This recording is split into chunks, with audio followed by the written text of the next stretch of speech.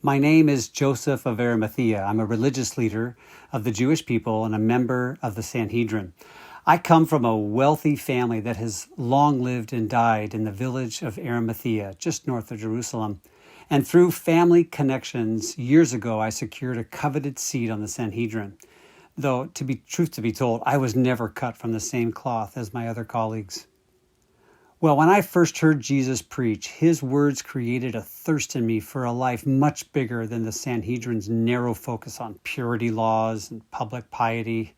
Yuck. A year later, when I found out more about Jesus, the nature of his kingdom, and the cost of my commitment to him, well, I decided to secretly become his disciple. Well, on Good Friday, I watched Jesus' death from a safe distance. For friends, it was dangerous to be seen as an ally of this supposed blasphemer. The women who were at the bottom of his cross, who stayed to the end, they were transformed by his love, and they refused to abandon Jesus even in this darkest of hours. Well, after Jesus had breathed his last, and the earthquake had stopped and the ground underneath me was no longer shaking, I turned and prepared to head back towards the city gate. No one wants to stay around and see the Romans break the legs of those victims not yet dead and then watch them wrench those corpses right off the cross. No, I wouldn't stay to watch that. I leaned down, adjusted the straps of my sandals, and prepared to walk away. But as I stood back up, my eyes coincidentally fell again on that small group of women there at Jesus' feet. His mother was slowly rising from her kneeling position, and as she wiped her eyes, another woman next to her put her arm around her shoulders, and they looked up in silence, in reverence, it seemed, at Jesus' body.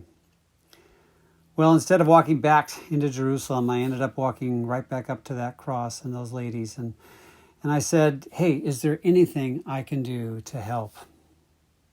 Well, they turned, and I saw that their tears had left pale streaks on their dusty cheeks. The younger woman, her eyes were bloodshot, and she cleared her throat before she spoke. She said, "Yes, there is a way you could help us." It turned out that these women wanted to perform one last service for their beloved master, to bathe and anoint his body for burial. Well, according to our Jewish law, we can't leave a dead body outside overnight. That would be unclean. Neither can we do any work on the Sabbath. That would break the law. So to be able to come back and fulfill their duty, these women needed to know where Jesus' body would be taken. Well, neither of us had any idea of what the Romans or the Jews would do with Jesus' corpse. The teacher from Galilee, it seemed, was completely abandoned. Well, suddenly my words came out of my mouth. Well, I can do more than find out where he'll be buried. I can provide a place where his body can rest with honor. I will send word once all is settled.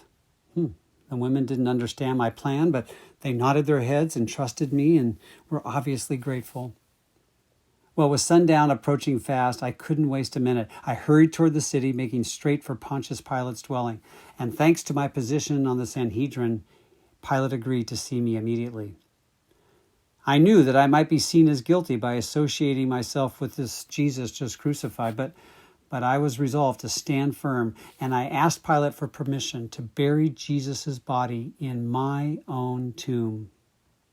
Well, yes, of course, Pilate said, nodding. No doubt he was only too happy to grant my request and just be finally done with this whole thorny problem of Jesus of Nazareth.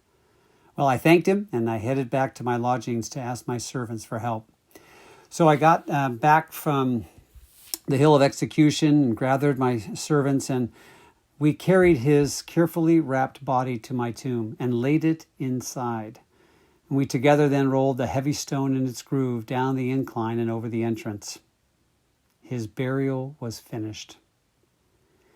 It was only later that the early church, of which I was a part, we realized that by this simple action, I had fulfilled one of Isaiah's overlooked prophecies. In Isaiah 53, he was with a rich man in his death.